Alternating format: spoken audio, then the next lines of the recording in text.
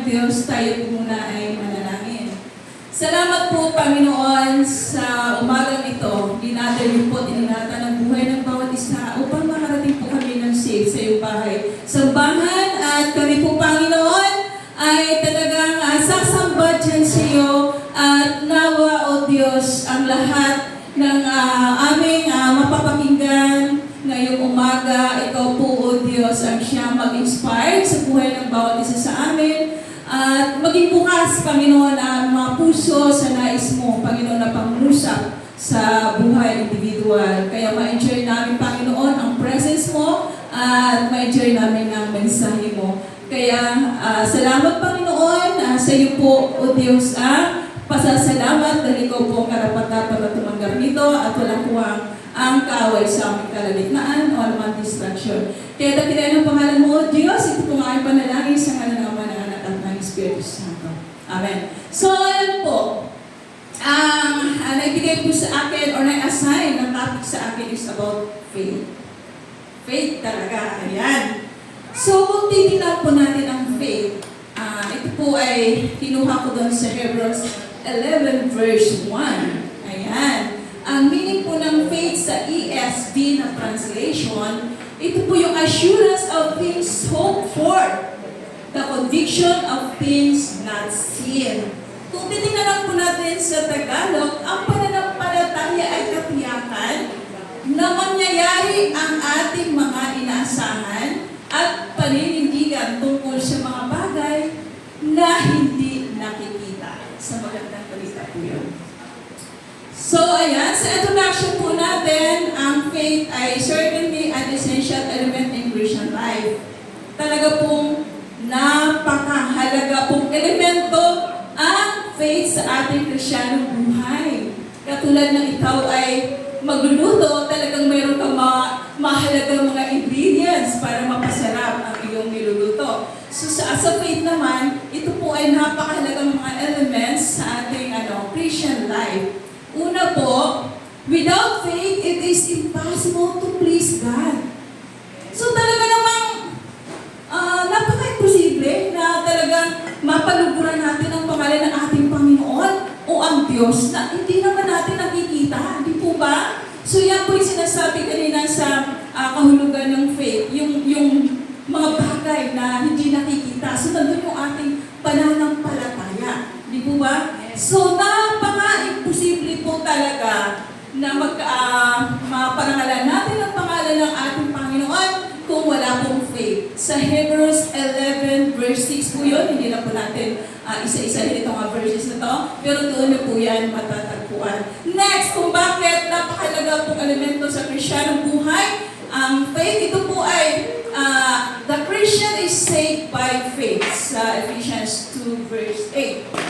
Then, mayroon pa, the Christian is to walk or to live by faith sa 2 Corinthians 5 verse 7. Kaya napakalaga po talaga ng faith sa ating buhay bilang Krisyano. At mayroon pa, whatever we do apart from faith is described as sin. So kapag ang ating palang ginagawa ay wala doon ang ating pananampalataya, sa Romans 14 verse 23, ito po pala ay inilalarawan or dinidescribe na as sin or kasalanan. Hindi po as sin na kasalanan, kumbaga. So, malinaw po nawa yan sa buhay ng bawat isa sa atin, lalo tayo na mananampalataya sa ating Panginoon. So, dito na po tayo sa ating pinaka-main topic po ngayon, yung 3 kinds of faith. So, sabihin mo, may 3 kinds. Kasi malimit talaga na papakinggan natin yung dead faith, di ba? Yung pananampalatayang walang gawa. Malimit, napapakinggan talaga natin yun, or nababasa natin yun, di po ba? Yan talagang malimit. Ang pananampalatay walang gawa ay patay ng pananampalataya. Yun, di po ba? Malimit yun. So may 3 kinds of faith po tayo pag-uusapan ngayong umaga. Ayan. Ang una po doon ay nakikita niyo po, dead faith. Yan po yung mababanggit lang po natin na malimit po natin na papakinggan. Kahit sa ibang kahit pag nasa labas ng church, minsan napapakinggan natin yon. Di po ba? Lalo na kung mayroon tayong mga na-encounter alam nila to, yung dead faith. So yung patay na pananampalataya. Basahin po natin yan sa James 2 verses 14 to 17. Sa ASB pa rin po na translation, kaso English lang ito nandito sa akin. What good is it, my brothers, if someone says he has faith but does not have works? Can that faith save him? Diba? So 15, if a brother or sister is poorly clothed and lacking in daily food, and one of you says to them, go in peace, be warm and filled, without giving them the things needed for the body, what good is that? So also faith by itself, if it does not have works, is dead. So malinaw po na kapag ang faith natin ay walang kasamang gawa, ito po ay patay na pananampalataya. Minsan parang gusto lang natin, nanulan tayo sa pag walang gawa, yung faith ay patay ng pananampalataya. Pag may karugtong na dapat may works or good works, may good works pala. So, parang ayaw natin, no? Ayaw natin na mayroon tayong bahati din na ginagawa. Di po ba? So, ayan po yung isang klase na pananampalataya. Dead faith. Patay na pananampalataya. Ito po yung mga tao. Sa dead faith, ha? Ito po yung mga tao na may klaseng pananampalataya, it touches only the intellect. So, nandito po. Dahil alam po nila ang, di ba, patungkol sa prayer, alam nila yung doktrina, tapos nakapag, pa sila, recite ng mga talagang totoong verses sa Bible, nakapag-recite pa sila. So, iba nga nakaka-impress talaga dahil alam mo naman, dami lang mga verses sa Bible na alam, kulang na lang po. Pero yung mga talaga, meron mga ganung tao, lalo na yung yung ibang mga preachers or ibang mga known na mga tao talagang siguro, talagang grabe yung time nila doon, no? Mag-memorya ka ng mga verses. Hindi ba? Tapos, ito po, ang kanilang lakad or yung kanilang uri ng pamumuhay ay hindi naman po umaakma o tumutugma talaga doon sa kanilang sinasabi.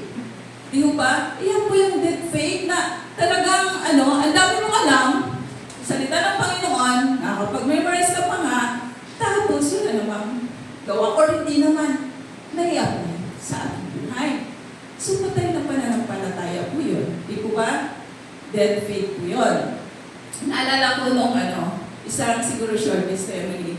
Although hindi naman kami, lumabing Kristyano, kasi hanggang ngayon, actually, hindi pa naman talaga nun yung family ko. Mayroon lang akong kapatid na, nasa Panginoon na rin, Christian na rin siya. Pero yung parents ko, nasa probinsya, which is ang mother ko ay wala na. Hindi pa rin talaga. Pero nung habang nandun pa ako sa probinsya noon, yung kabataan ko, nag-flash lang sa akin itong good works. Good works na pala yun.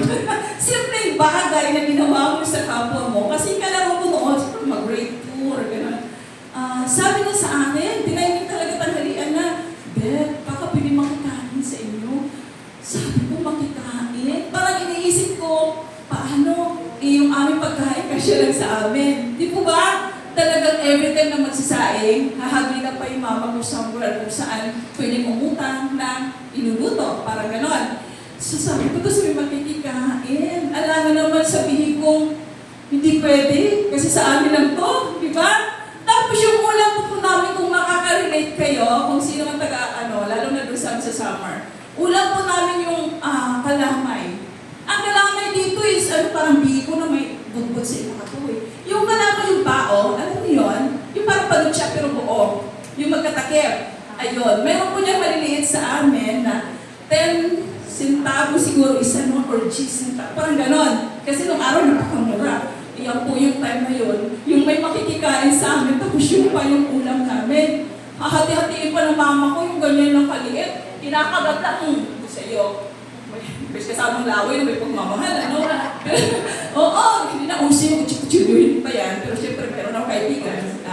Chinap yun sa kuchilyo. So yung ganon. Tapos, yun po naisip ko lang, lang pumasok lang sa isip ko ito parang last day. Na, kung sino pa lang ng Tapos kasi naisip namin, nag-uusap ako ng mama ko, kung siya itong kahanin natin, yung ganon, ang ulam, bahala na, titiin na lang. Pero Although, hindi masasabi na nandun na yung faith namin kasi hindi nga kami napakinig pa ng Word of God eh. Parang gano'n, in-illustrate ko lang. So, consider din pala yun na pag mayroon talagang nangangailangan ng gano'n, halimbawa may kumatok sa inyo. Sister, baka naman may extra rice or may konti ka pang kanin dyan. Baka naman pwedeng wala pa kasi kang budget, di ba? Anong sasabihin mo? Sister, brother, mag-pray na lang po kita. Panginoon, ikaw naman ang provider sa lahat. Bigyan niyo po ito siya ng makakain. Nasamantala, nandiyan na sa inyo. Kumatok na, kailangan ng pambihis, or kailangan ng makakain, lalo na sa araw na yon, wala pang sweldo or nawala ng trabaho. Ituturo pa ba natin sa iba na kung tutusin kung mayroon naman tayo kahit konti? Di po ba? Bakit hindi na lang natin bigyan? Ituturo pa natin sa iba, ikaw na nga sana gagamitin ng Panginoon. Di ba? Para sa pangailangan ng ating kapatid na yon. Or ating kaibigan, halimbawa. Di ba? Hindi po naiwasan sa edad natin ito na wala pong lumapit sa atin para humingi ng tulong. Di ba? At iba, pwedeng pera, financial na pangailangan, may mga emergency, di po ba? Yung iba naman talagang masasabi natin, basic talaga na pangailangan ng food, di po ba? So, anong gagawin natin? Ganun na lang ba? Di ba? Tutulong lang, brother, bakit pwede ka pumunta kay ganito? Or punta ka na lang doon kay konsihal? Yung ba, malapit na eleksyon? Baka sakali, di po ba? Magtuturo pa ba tayo? Isipin din lang naman ang pangailangan ng tao. Bakit hindi pa natin matulungan? Samantala, baka na mamaya ang dami yung pala doon sa rep, tatapo na lang kasi sobra-sobra na. Di ba? So, makikita po sa ating good works. Di po ba? Yun nga po, hindi ko alam that time na, bakit hindi pala nag-good works yun naman? Wala naman tayo may pagmalaki, di po ba? Kasi kilos din ang vision. So, ayun po, paalala po yun sa ating mga kapatid na ganun pala ang uri ng pananampalataya na walang gawa. Di ba? Andiyan lang, andito lang ba? Salita ng ating Panginoon, hanggang dito lang ba talaga? I-memorial na lang po ba natin ang kanyang mga salita? Paramihan ng memory verse? Tapos walang application? Di po ba? Gusto ba natin yun? Mananatiling dead faith po ang ating pananampalataya. So, syempre, ayaw natin yun dahil hindi po makakapag-save ang dead faith. Ayan. So, siguro punta na tayo sa pangalawang uri ng pananampalataya. Kaya alam ko, walang matutulog. Kasi alam niyo, i-rate natin ang ating mga sarili. Nasaan na ba ako dito? Ano ba yung uri ng ating pananampalataya dito? Sa message na ito. Sa topic na ito. Di ba? So, ayan. Punta tayo sa pangalawa. Ito parang nakakatakot eh. Demonic faith. Parang ganun. Di ba? Demonic faith. Kasi sabi ko nga, familiar lang tayo. Dead faith. Mayroon pala. Demonic faith. It involves both the mind and emotions. So, mind, tsaka emotions.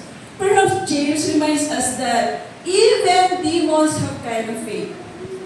They believe in God and shudder. So sa James 2 verse 19, pag narinig nila ang pangalan ng Panginoon, nanginginig pa nga sila eh. Di ba?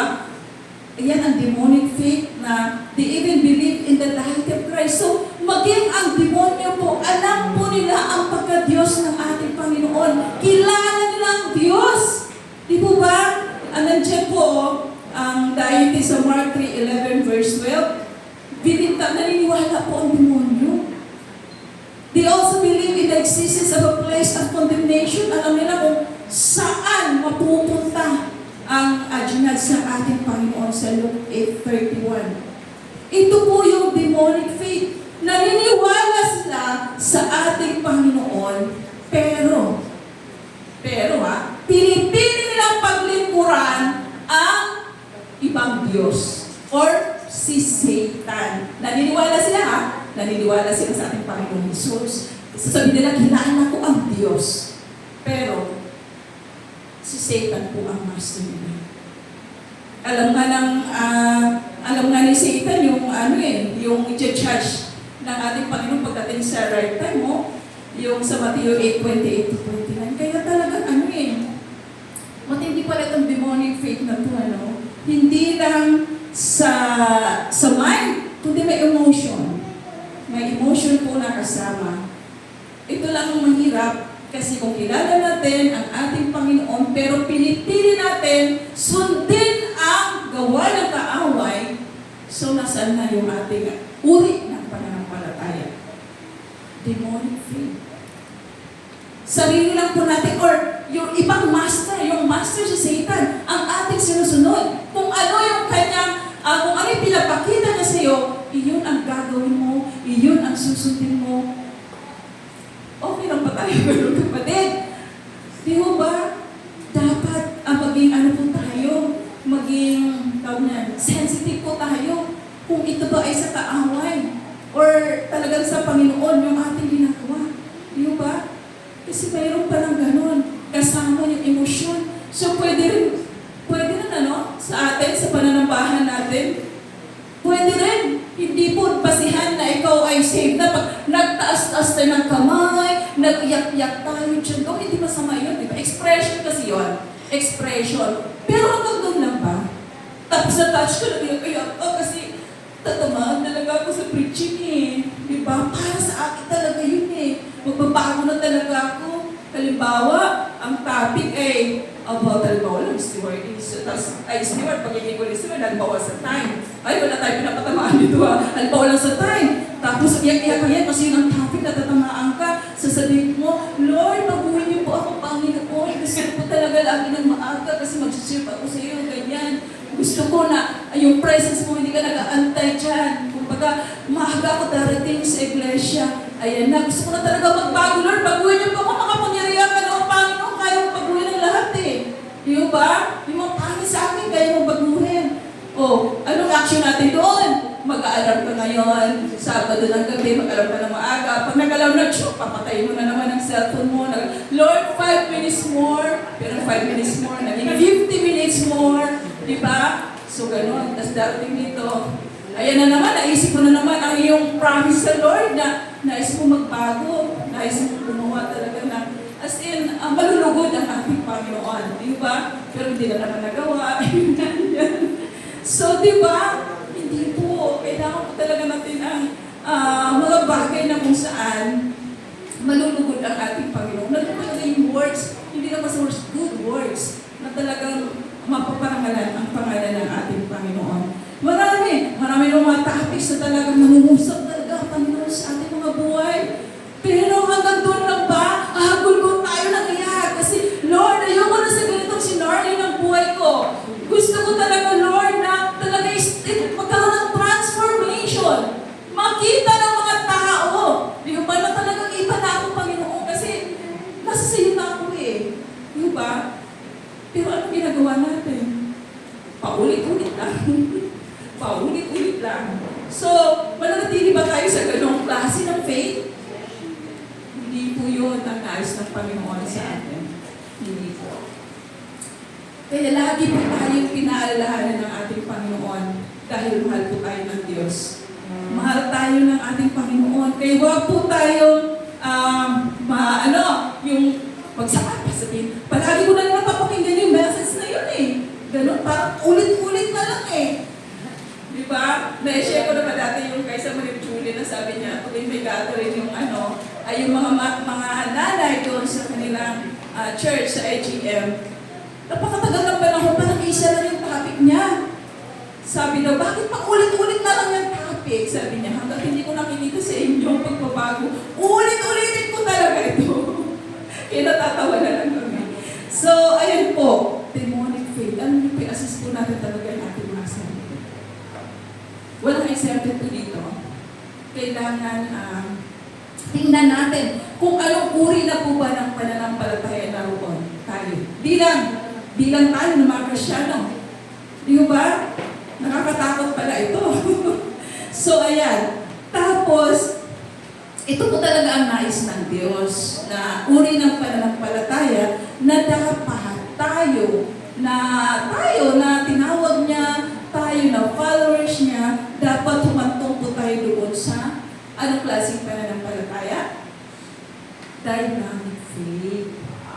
Opo. Iyon po talaga ang nais ng Panginoon na nandun tayo sa uri ng pananampalataya na yan. So, makikita po natin yan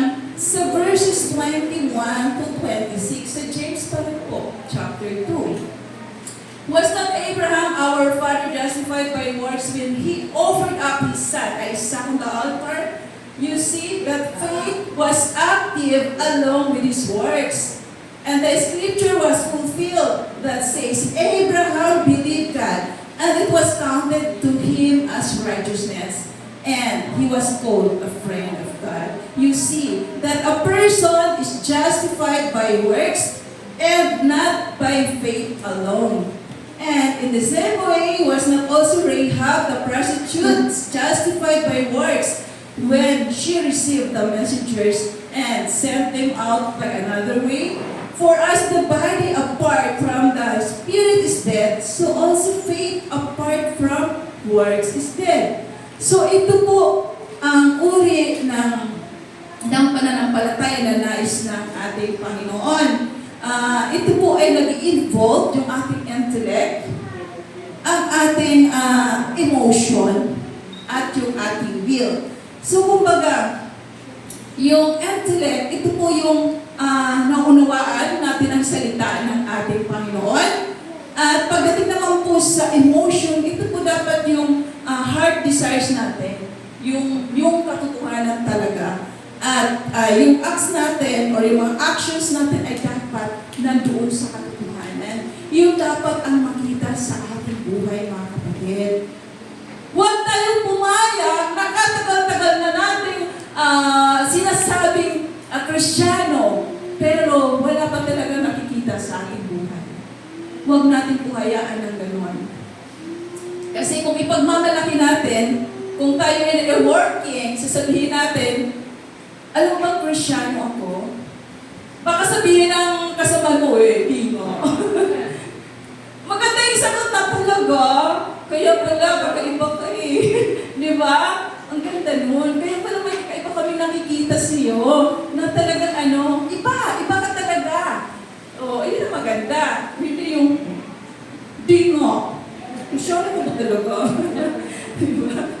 So yan, kung titignan natin, napakalaga pong paalala sa buhay ng bawat isa sa atin itong mensahe, yung hango po sa James 2, chapter 2. Kaya kung titignan po natin, mga kapatid, ang obedience po sa Panginoon, ito po ay mark ng true saving faith.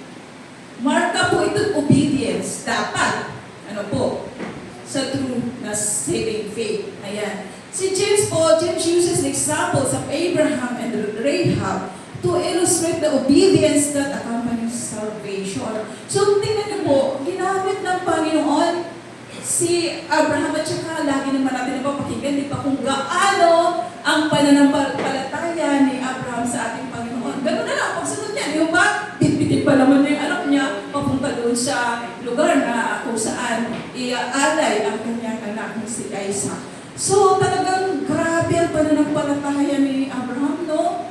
Sobrang, hindi na nakipagtalo sa Panginoon. Kundi sumunod talaga siya. Di ba? Sa pinapagawa ng ating Panginoon. Tignan naman natin ang ginawa ng Diyos, di ba? May himala. So, napakalaga talaga ng pagsunod-sunod muna bago mo angal. Di ba? Hindi yung maangal muna. Naku! Ano na naman yun? Ang hirap naman pumunta dun sa lugar na yun eh. Hindi pa nga natin tinatry eh. Yung pala mabilis lang. Pinahirapan na natin ang ating isip. Di ba? So, mayroong gagawin ng Diyos kapag nakita niya yung puso natin na willing sumunod. In-illustrate din siya dito sa topic ng kay James, yung patungkol kay Rahab, na talagang ginamit din siya ng Panginoon. Though prostitute siya, di po ba? Nagbibiro tayo doon ng panandali ang aliw. Pero ginamit din siya ng Panginoon. Doon po pala yung spies, yung dalawang espiya na sinuko ni Joshua, parte na lugar, in Jericho. Talagang risky rin ang buhay niya doon dahil bilin mo foreign, kumbaga taga-iba, tapos tutuloy sa inyo. Tapos nalaman ng maaari, pinapunta yung guardia, punta mo ng bahay ni Rahab, at palabasin na yung uliit, yung spies na dalawa. So, doon pa lang talagang nakakatakot, di ba? Maaari ba naman yung nagutos, pinapunta kay sa bahay ni Rahab. Si Rahab naman, ginawa din niyang kanyang point para may scare ang buhay ng mga yung dalawang spice. Ang ganda rin ng bahay niya kasi ano eh, malapit dun sa, sa wall. Yung madaling makatakas. Madaling gumawa na another way. Di po ba? Tapos yung inutusan na nagtanong na, yung spice na sabi niya, sige, baka maabutan mo pa. Pero ibang direction na yung sinabi niya. Talaga kasi alam niyo po, kahit nasabihin natin ganun ang nakaraan ni Rahab, isa siyang nagbebenta ng aliw, pero na yun past experience yun talaga naman kung ano man ang mga natin nakaraan. Pagka nag-repent tayo, patatawarin naman tayo ng ating Panginoon. At itong mga buhay na to, pwede gamitin ng Diyos sa iba't ibang kaparaanan. Di ba? Pwede gamitin ng ating Panginoon. At alam niyo, gano'n na lang ang faith ni Rahab kasi napapakinggan niya yan yung patungkol sa Diyos, yung nahati na yung Red Sea, napakinggan niya na rin. Siguro kasi yung bahay niya, alam mo yung parang labas-pasok lang doon, halos dami ng tao. So, maraming kaya nga doon yung mga spies na dalawa nag-hype kasi parang hindi obvious na may doon tao ng tao kasi maraming tao, palabas-pasok lang doon So, hindi mahalata din. Madali lang doon, mag-hype. So, ganun, grabe rin ang faith niya, ni Rahab dito. Faith niya sa Panginoon. Di po ba? Risky yun sa buhay nila, sa pamilya niya. Pero, di naman sila pinatay. Di ba?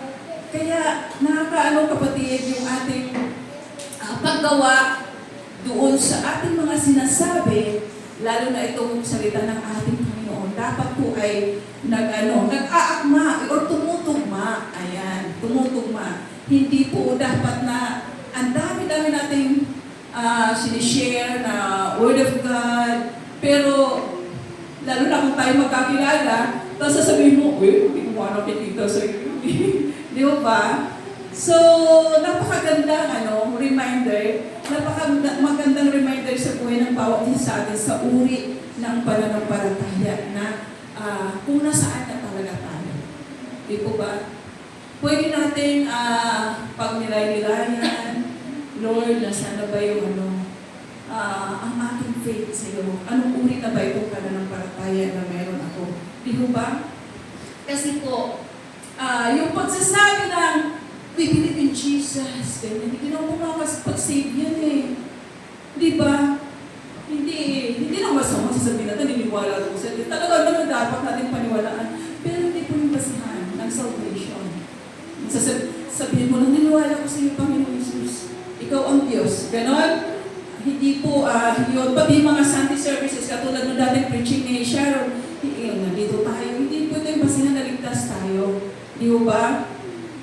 What saves us is the Holy Spirit, regeneration of our hearts, and that regeneration will invariably be seen in a life of faith, featuring ongoing obedience. So napakalaga po yung ating renewed spirit ay dapat nakikita po yung faith sa ating buhay sa pamagitan din ng ating pag-obey sa ating Panginoon. Dapat nakikita yung kasi renewed na tayo Binago na tayo ng ating Panginoon. Kaya hindi po tayo makontento na nag-pray po tayo, Lord, tinanggap natin ng Panginoon, mag-aari ka sa buhay ko. Or kung mayroon ka man nilid ng panalangin na i-recite yung prayer of salvation, hindi po nagtatapos doon. Di ba? Paano? Pagkatapos may pag-pray, ay nandoon naman sa putikahan, naglublob. Di ba? Hindi lang talaga namuhay ng alisunod doon sa ating Panginoon. Di po ba? Maraming gano'n. Minsan nga, may pinag-pray ka ngayon, bukas makalawa kinuha ng Lord.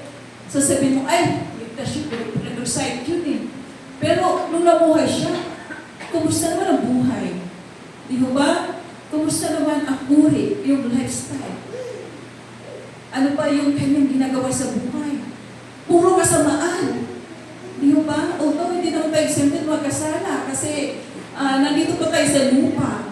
Pero ang hirap yung intentional na kasalanan na talagang alam mo ng kasalanan, pinapasok mo pa talaga Gusto mo pa talaga i-try Alam mo ng kasalanan, di ba? So yun ang masakit, lalo sa atin, mga Kristyano na tayo. So hindi po basihan Yung faith natin na sasabihin mo lang, I believe in Jesus, hindi po yun makapag-save sa atin. Bakit? Ang demonyo nga naniniwala din na may Panginoon eh. Naniniwala, kilala niya ang Panginoon. Si Jesus ay kilala niya. Ibig sabihin ba, ligtas siya? Di ba? Yun ang malaking tanong. Ligtas pa siya, dahil kilala niya si Jesus eh. Di ba? So, hindi po yun ang basihan talaga ng ating kaligtasan. Tayo po bilang Kristiyano na belong tayo sa Christ or sa ating Panginoon Jesus, siya po yung ating good shepherd. Dapat po, tayo na sheep. Sheep, we hear His voice. Dapat kilala natin ang tinig ng ating Panginoon Jesus. Siyempre, pag kilala natin ang tinig niya, follow tayo sa Kanya. Di ba? Sumusunod dapat tayo sa ating Panginoon Jesus. Hindi yung nandito ang ating Panginoon, ito naman tayo. So, mahirap yun. May sarili kang daan, dito ka pinapadaan ng Diyos. Lord, ayoko niya, gusto ko talaga dito. So, may sarili kang may sarili kang Diyos. Sisitan yung master mo. Hindi po dapat ganun, mga kapatid. Kaya pinapaalalahanan tayo ng ating Panginoon ngayong umaga na talagang saliksikin po natin ang ating mga sarili. Di po ba? Saliksikin natin. Habang tayo ay nabubuhay, ang dami pa natin pwedeng gawin para sa kapurihan ng ating Panginoon. Yan po ang nais ng ating Diyos, yung dynamic faith. Dahil ito po yung real faith that brings forth fruit to the glory of God. Ayan. So, it is important, nasa motion pa, ang bilis, no? It is important that each professing Christian examine his or her own life and make sure that they possess true saving faith, which is a dynamic faith. So, mga kapatid, kung na-assist natin ang ating mga sarili doon sa unang klase, pangalawang klase ng pananampalataya, dapat po ay humantong tayo dito sa pangatlong pananampalataya na tinatawag na saving faith or dynamic faith. Napakalaga po, kapatid. Di ba, dinideclare natin, Kristiyano tayo. Di ba? Christian po ako eh. Nag-attend niya ako sa CTTV Batasan eh. Buti nga kung CCTV pa.